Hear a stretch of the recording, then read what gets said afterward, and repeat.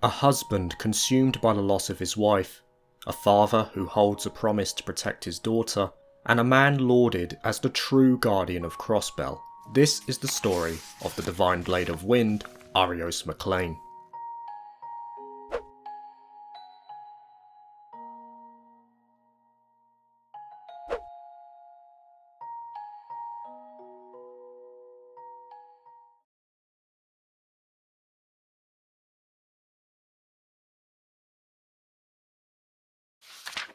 Arios was once a distinguished member of the Crossbell Police Department working under the tutelage of Sergei Liu and alongside another rookie, Guy Bannings. Arios' serious and diligent nature was the perfect contrast to Guy's positive outlook on the world, and as a result they became good friends. The three displayed a laudable level of excellence during their time in the police, with their achievements becoming well known around Crossbell. Eventually seen as the finest force of the state, even above the 1st Division in terms of public opinion, the three officers were chosen to partake in a nationwide cull of the infamous DG cult in 1198 of the Septian calendar, who had since resurfaced over the last few years to kidnap children for experimentation. With the help of other Zemurian heroes, Arios would be instrumental in the downfall of the Altair Lodge on the outskirts of the Republic capital, where he and Guy were able to save one fortunate soul. Arios' skill in particular, abilities which would later see him granted the title of Divine Blade of Wind, would see him assist in the fall of other lodges as well, even assisting the 5th Dominion. With this joint effort, the counter-offensive against the cults was a success, and the remnants of the heretics had seemingly been eradicated. However, the security afforded by the group's demise was but a temporary peace, as an incident a year later would rob Arios of his happiness.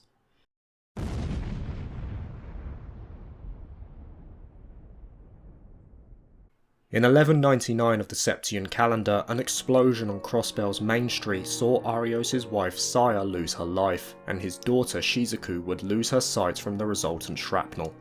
Though the incident was put down to an accident due to an orbital engine malfunction, it became clear to Arios that this was simply a cover-up for the harsh truth. Crossbell existed in a landlocked curse between two superpowers of Calvard and Erebonia, who both vied for supremacy in the state due to its tactical and indeed financial clout in western Zemuria. The resultant proxy wars between the two nations would see Crossbell become a battleground for the two states, and the common results were innocent deaths.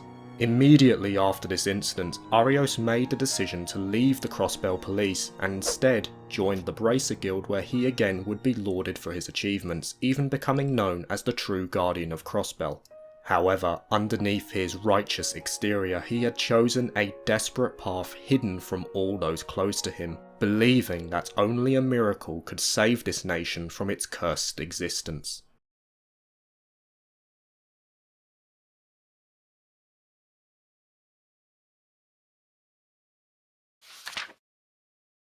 Sometime later, Ian Grimwood, a lawyer who Arios had frequently worked with during his time at the police, relayed the truth behind the explosion that killed Saya, confirming Arios' suspicions. Grimwood himself had lost his own family to a similar incident where the intelligence war had failed an airship, causing the death of not only his family but also Guy Bannings' parents. It's at this point that Grimwood introduces Arios to IBC President Dieter Croy, who also was searching for true justice in Crossbell. With a common goal between the three of them, Grimwood discloses the aims of the Azure Zero project, a plan that sought to bring the goddess's power to the fore. Though working discreetly was normally something Arios was against, for the sake of his daughter Shizuku he would take on these burdens if it meant keeping her safe. For the next couple of years, Arios worked in secret with Grimwood and Croy on the project, and though he felt that he had managed to keep it well hidden, there was one person who had seen right through his facade. The resulting confrontation under the rain would solidify the path that Arios had chosen, as there was now no way that he could possibly turn back, not after what he did.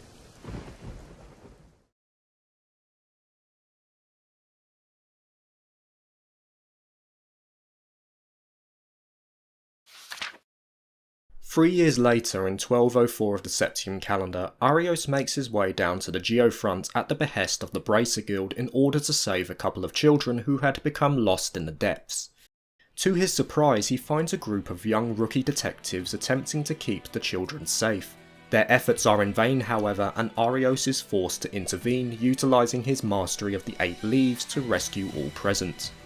Though he is credited for his involvement, he thanks this group, known as the Special Support Section, for their help, recognising their efforts were not all for naught.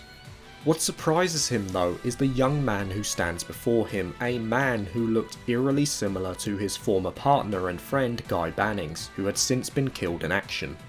His suspicions are confirmed as Lloyd Bannings, Guy's younger brother, introduces himself, and Arios can't help but feel somewhat proud that Guy's younger brother chose the path of the police. Over the next few months, Arios would find himself amazed at the group's achievements and growth, especially Lloyd.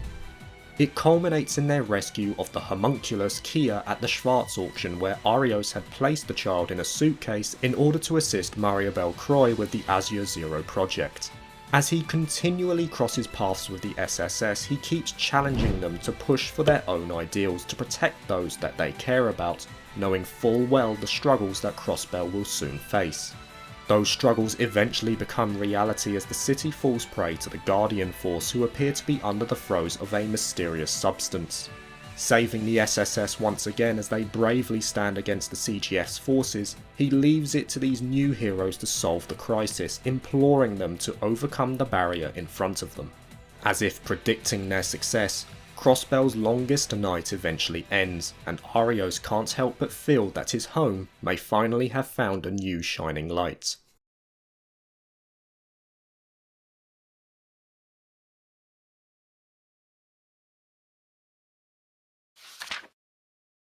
After the DG cult plan appears to finally meet its end, Arios continues his bracer duties, assisting the likes of Lloyd on some occasions.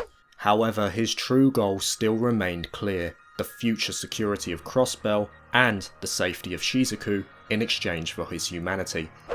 As events continually develop, Diete Croy finally starts to feel confidence in the project's success and announces the independent state of Crossbell to the world at the West Zemuria Trade Conference.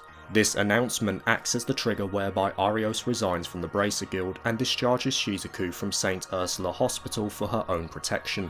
No doubt, the citizens of Crossbell are stunned when Arios is named the Secretary of Defense of the newly formed Crossbell State Guard, and Arios is all too aware of who will attempt to stop him, especially when he takes Kia right from under the noses of the SSS.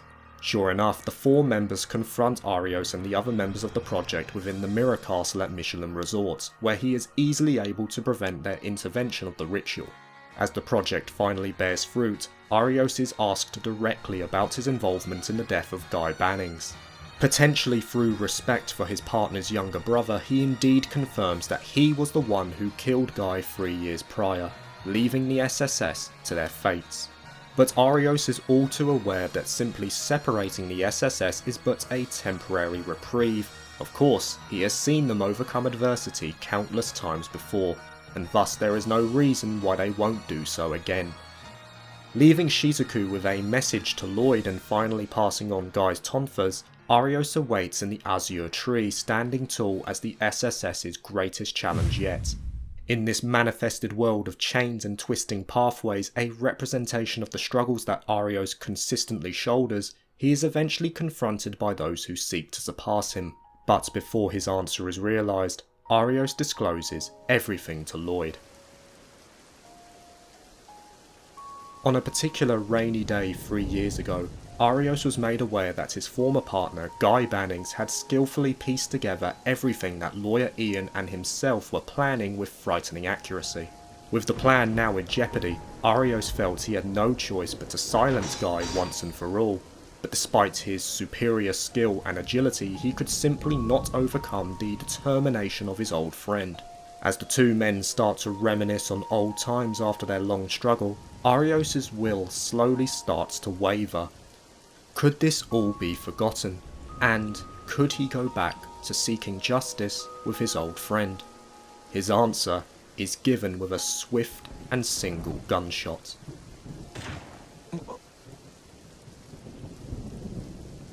Ian Grimwood had also been made aware of Guy's involvement and had took it upon himself to end his life for the future success of the project. Arios, who is understandably distraught at the loss of his friend, would see the death of Guy as his own doing, thus shouldering this guilt upon himself. However, as Guy started to succumb to his wounds, Arios would never forget the final words that left his mouth, that someone else would take his place. That someone was Lloyd and the SSS, the representation of Guy's ideal made manifest, and the light of Crossbell that would smash down the barriers that cursed this land, barriers that Arios had since thought were unassailable. Drawing his blade, he asks them to prove themselves.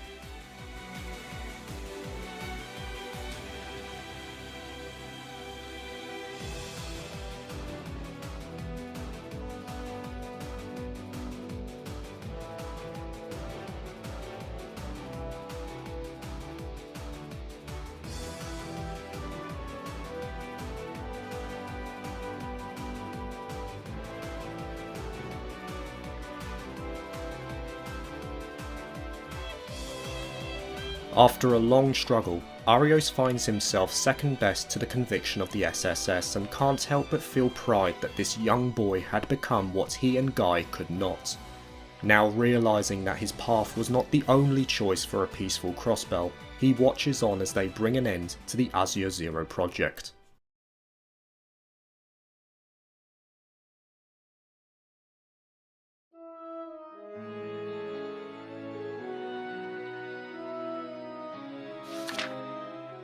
With the Septarian of Zero no longer protecting Crossbell, the Erebonian Empire annexes the territory in 1205 of the Septian calendar. However, the proud people of the nation will not allow Gileath Osborne to have his own way, even with the Ashen Chevalier at his beck and call. The Divine Blade of Wind now lends his support to the SSS, and works tirelessly with them to once again bring independence to the state of Crossbell.